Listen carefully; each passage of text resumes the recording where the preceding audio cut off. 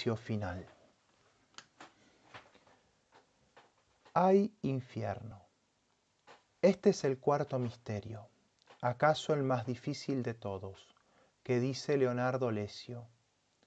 ¿Acaso a causa de nuestra sentimentalidad, que nos hace repugnante el concepto y en realidad muchas veces no podemos entenderlo?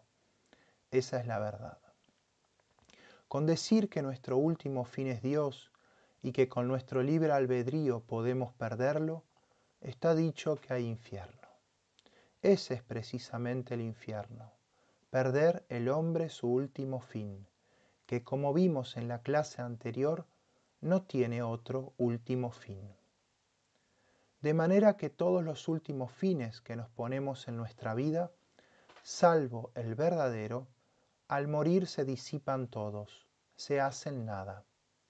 Si no amamos a Dios en el tiempo que nos ha sido dado, no hemos cumplido con nuestro último fin.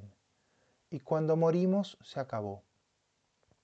Pese a lo que muchísimos saduceos que niegan que lo haya, incluso algunos cristianos que a semejanza de los que dicen yo creo en Dios pero no en los curas, dicen estos yo creo en Dios pero no creo en el infierno, que es una forma de no creer en Dios. E incluso se dejan decir con nuestro Borges, el que crea en el infierno no tiene religión, cuando la verdad es exactamente lo contrario, empezando por él. La causa de que muchos más de los que niegan el cielo sean los que dicen, eso del infierno yo no lo trago, es el sentimentalismo.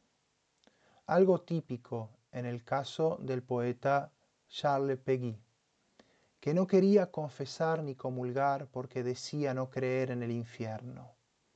Esto después de convertirse, porque antes había sido socialista. Porque eso no se compadecía con la bondad de Dios, aunque la Iglesia enseña que eso se compadece con la justicia, la bondad y la santidad de Dios. Esto no lo creyó, hasta que la Gran Guerra del 14 lo persuadió que sí existía ese infierno terrestre, que eran los Boches, es decir, los alemanes. Bien pudiera ser que hubiese un infierno, pero ultraterrestre. Apenas se hubo hecho bautizar y dar la comunión, cayó muerto de un balazo en la cabeza en la batalla de Villeroy, la primera de la Gran Guerra, y sus últimas palabras fueron «Tiren, caracho, tirez au nom de Dieu». Habría sido ya católico de deseo muchos años. Había escrito la poesía religiosa más grande de Francia, a saber, la cadena de sonetos de Nuestra Señora de Chartres, las tapicerías de Santa Juana de Arco, de los santos inocentes y de Santa Eva. Creía los dogmas de la fe con toda el alma, pero el sentimiento le hacía no creer en el infierno, o creer que no creía. Lo que hace que muchísima gente que cree en el cielo y no cree en el infierno, siendo así que son la misma cosa pero al revés, es el sentimiento vuelto sensiblería, y lo difícil de concebir es la eternidad, de la cual no podemos tener una idea simple y directa, sino solo ficticia. A lo más creemos que el aionion griego significa eterno, y no significa eterno, sino sin fin. Incluso algunos dicen que significa muy largo, de mucho tiempo. De manera que la eternidad no la conocemos. La eternidad de Dios es incomprensible para nosotros. Y aún eso de que no termine nunca una cosa que ha empezado como somos nosotros, no podemos comprenderlo. De manera que cuando algunos teólogos nos ponen el ejemplo de un pajarito que viniese y picase una piedra durante miles y miles de años, y cuando recién había empezado a horadar la piedra, recién empieza el infierno, es decir, que no acababa nunca, Eso no lo podemos concebir nosotros. El sentimiento es enteramente necesario para nuestra vida, pero está descompuesto y tiende a correrse sobre la razón, volviéndose sensiblería. De la eternidad no tenemos experiencia ni podemos tener. La única manera de poner en pretina el sentimiento deteriorado es el ejercicio violento de la razón, empujada por la fe, o sea, la cautividad de nuestra razón en obsequio de Dios, que eso es la fe, como dice San Pablo. Es decir, que hay que someter el entendimiento simplemente, como hay que hacerlo también con muchísimas cosas naturales que no podemos entender. Por ejemplo, es un hecho tal cosa porque el físico nos dice que lo es, y yo someto mi entendimiento a lo que me dice el físico, a su mejor parecer. Los adversarios de la tesis fuera de la Iglesia fueron los neoplatónicos y los albigenses, además de los saduceos, que como hemos visto negaban la resurrección de los cuerpos. Dentro de la Iglesia, San Agustín enumera 6 clases de gente que él ha encontrado. En el De Civitate Dei, penúltimo libro, hace esta enumeración, y son: primera, Orígenes.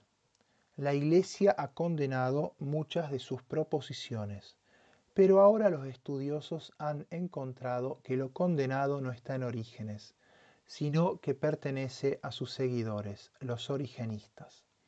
Hay varias proposiciones condenadas, como por ejemplo la de que un día Dios va a perdonar a todos los condenados, incluso al diablo. Los discípulos de Orígenes enseñaban la anakefaleosis, o reducción de todo a su punto de partida, en latín recapitulatio. En nuestros días, Giovanni Papini adoptó esa opinión como probable en el diablo. No hay que recordar al gran macanero de Víctor Hugo, ni a Lamartine sensiblero. Aquel escribió 2 libros acerca de Satán, en los cuales al final lo liberta y lo hace un habitante del cielo. No sé cómo. En Orígenes se encuentran algunas proposiciones aventuradas o dudosas, pero ninguna heterodoxa, lo cual también es demostrado porque el Oriente nunca lo condenó. Pasaron unos 12 concilios ecuménicos, de los cuales unos 6 admiten los orientales, y no hay ninguna condenación de Orígenes. Fue condenado en el Concilio de Trento, aunque en rigor no fue condenada ninguna proposición que se encontrara realmente en él. Segunda, de los primeros cristianos que negaban el infierno, según los encontrara San Agustín, decían que en el juicio universal triunfará la misericordia, y Dios cambiará de opinión como con Nínive, que había prometido castigarla, y después la perdonó. Los condenados ya habrán hecho penitencia y hasta de sobra. Tercera, Dios perdonará el infierno a todos los bautizados.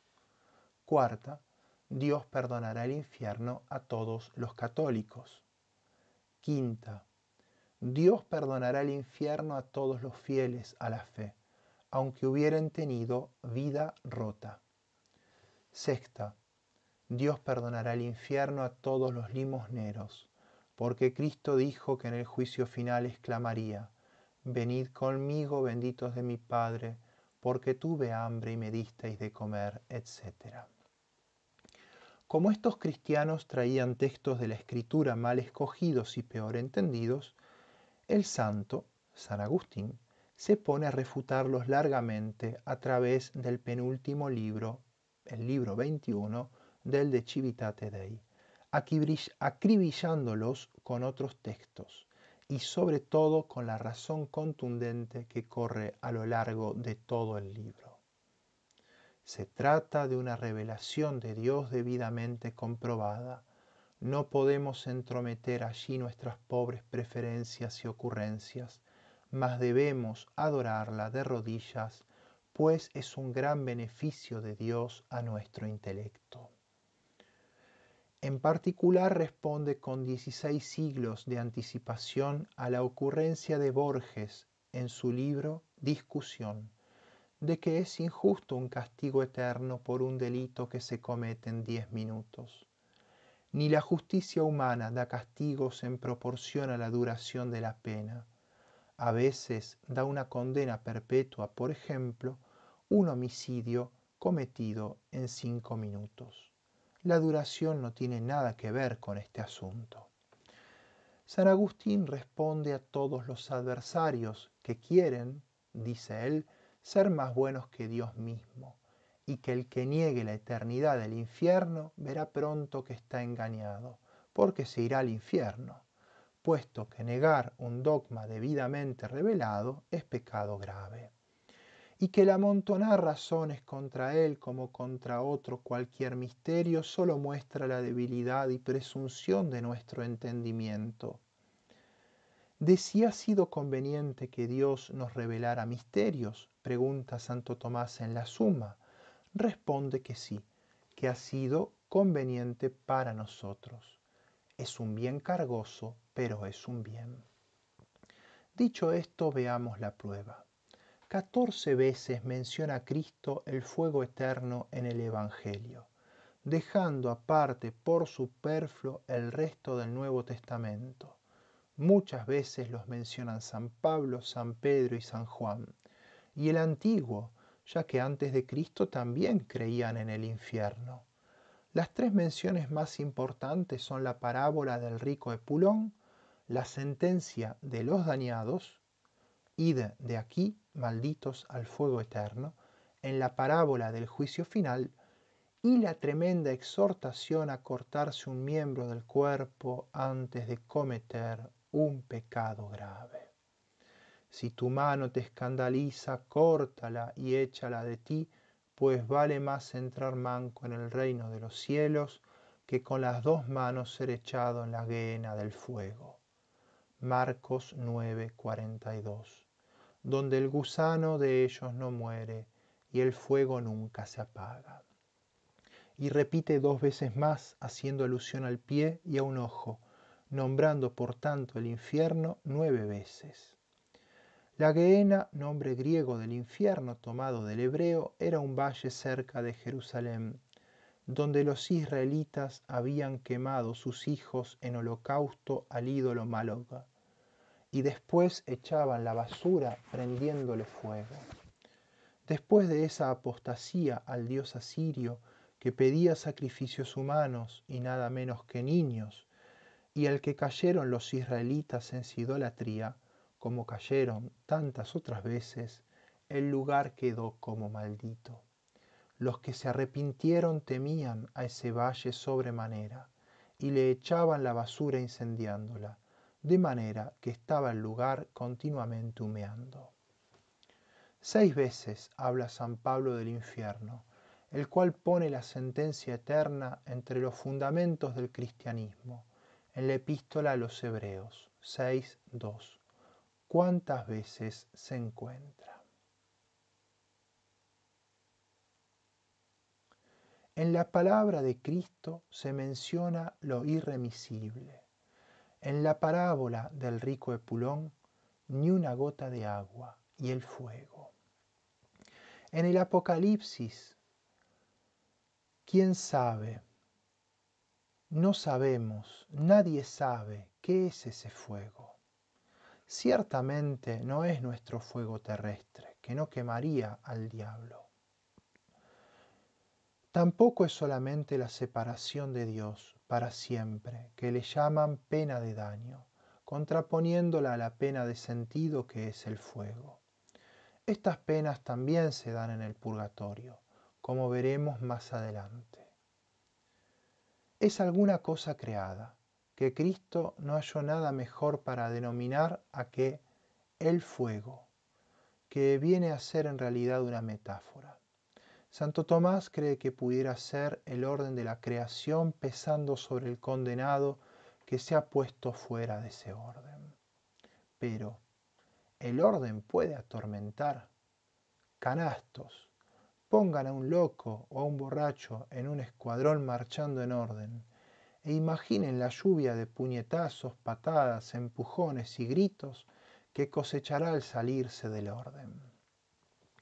Esto lo expone Sertillanges en su libro El Catecismo de los Incrédulos. Yo no lo he encontrado en Santo Tomás.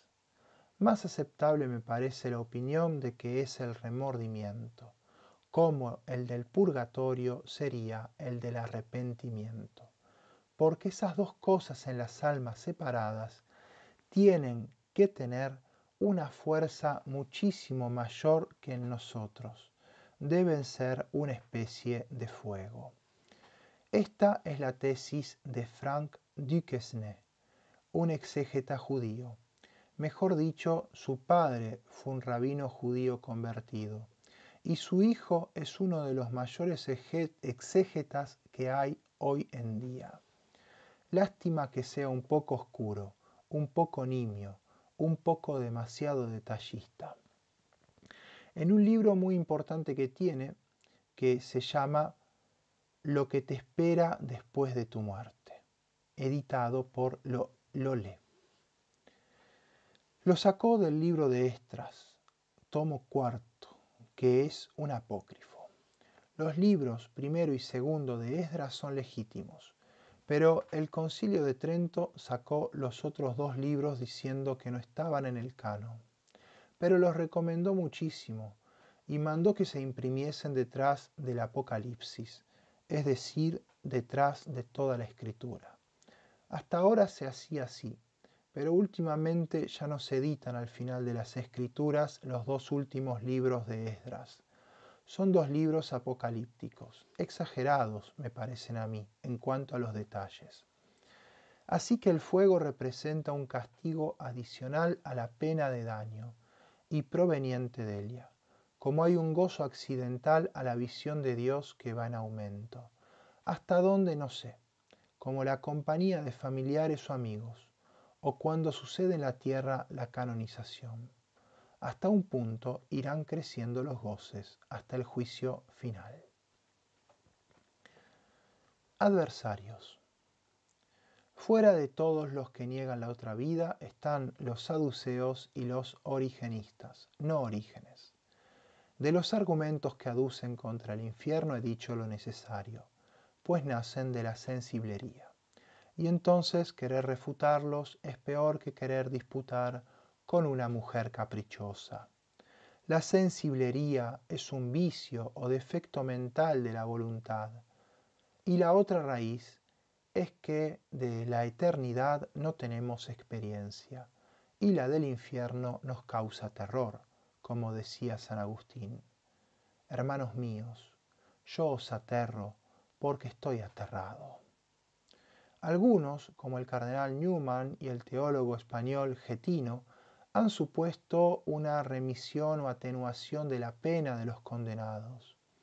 La razón es que está fuera de la capacidad de la natura humana padecer un dolor años y siglos sin interrupción, de donde suponen que hay períodos de mitigación, como de sueño o inconsciencia. Esta opinión no ha causado mucho entusiasmo en la Iglesia, que no la ha condenado, pero ha sido seguida casi por nadie. Porque, ¿qué importa que haya una mitigación si no hay nunca fin? El catecismo que me enseñaron a mí de chico, creo que era el de Astete, decía: ¿qué se goza en el cielo? En el cielo se goza de todo bien sin mezcla de mal alguno. ¿Qué se padece en el infierno? En el infierno se padece la ausencia de Dios y todo mal, sin mezcla de bien alguno. Eso de sin mezcla de bien no puede ser. El bien y el ser son correlativos, recíprocos. El ser es bien y el bien es ser. Entonces los condenados no existirían porque no tendrían ser, y los sufrimientos no tendrían dónde radicarse, serían como el mal. El mal es una privación, pero no puede existir sin sujeto. No puede andar por el aire el mal. Es una privación de algo en alguien. Así también el bien no puede estar enteramente ausente de un ser cualquiera. Quizá dirán, el bien está presente en los condenados por la existencia, pero es poco eso, porque si existe para sufrir solamente, entonces no es un bien, es mal más que bien. El mal no es una cosa positiva, sino que consiste en privación. Lo que sufren los condenados del infierno es la privación de lo que tenían que tener por su último fin. Cualquier mal que padecemos en la tierra no es una sustancia, como decían los maniqueos, y le costó tanto trabajo refutar a Santo Tomás. El mal es la falta de la cosa en quien la cosa es debida. Por ejemplo, la ceguera no es una cosa que anda por ahí sola y flotando, se da en un individuo que tenía que tener vista. Dios no creó ni el pecado ni el infierno. Tenemos que corregir a un venerable y admirable poeta que atribuye la creación del infierno al Padre, al Hijo y al Espíritu Santo. Per me si va nella città dolente, per me si va nell'eterno dolore, per me si va tra la perduta gente. Giustizia mosse il mio alto fattore, fecemi la divina potestate, la somma sapienza e il primo amore. Dianzo a me non fur cose create, se non eterne, a io eterno duro, lasciate ogni speranza voi che entrate. Este poema se encuentra en la entrada del infierno, según el Dante. Dice crearon el infierno la suma potestad, es decir, el Padre, la suma sapienza, o sea, el Hijo, y el divino amore, el Espíritu Santo, pero no es así. Tampoco es verdad que antes del infierno no hubiera ninguna cosa creada, sino cosas eternas, porque antes del infierno estuvieron los ángeles buenos, creados antes de que se rebelaran y creasen el infierno. Luzbel creó el infierno, criatura excelentísima y libre, sin poder para crear, pero sí para destruir.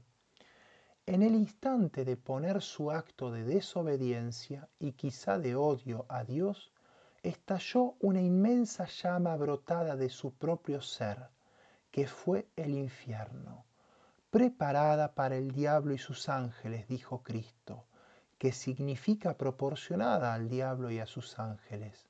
Es decir, preparado no significa que existiera antes, sino adaptada a la naturaleza del diablo y sus ángeles. Antes de mí no existieron cosas creadas, sino eternas, prosigue el Dante. Tampoco es exacto.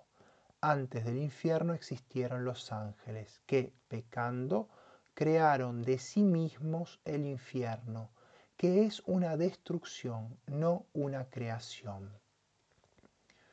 El mandato principal de Dios Creador nuestro es amarlo sobre todas las cosas y al prójimo como a sí mismo, y no huir del infierno, lo cual es una resultante de lo primero.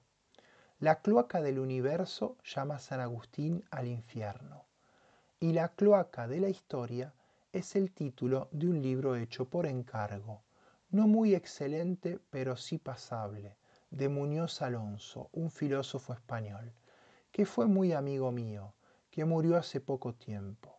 Tiene libros muy buenos y estuvo en la Argentina varias veces.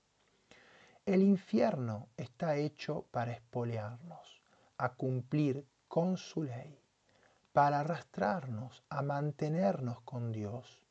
Ese es el fin para nosotros, porque para los condenados ya se acabó.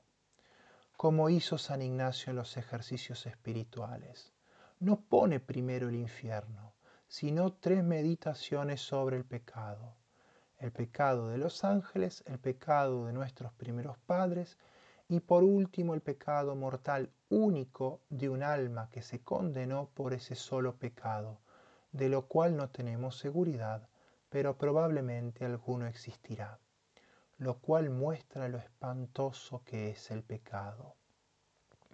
Después, San Ignacio hace una meditación de 6 puntos, en que se considera la maldad del pecado en sí mismo. Después suele hacer una meditación sobre el hijo pródigo. No hace primero la meditación del infierno, porque sea lo primero, sino para que si del amor del Señor eterno me entibiare por mis faltas, a lo menos el temor de la pena me retraiga de caer en el pecado. O sea, como una especie de guardalocos, como dicen los franceses, a esa especie de barandilla que se pone en los pisos altos para que ni un loco se pueda caer. Ese debe ser el papel que debe representar la creencia del infierno para nosotros, no para aterrarnos, sino para que sirva de espolín en nuestra vida espiritual.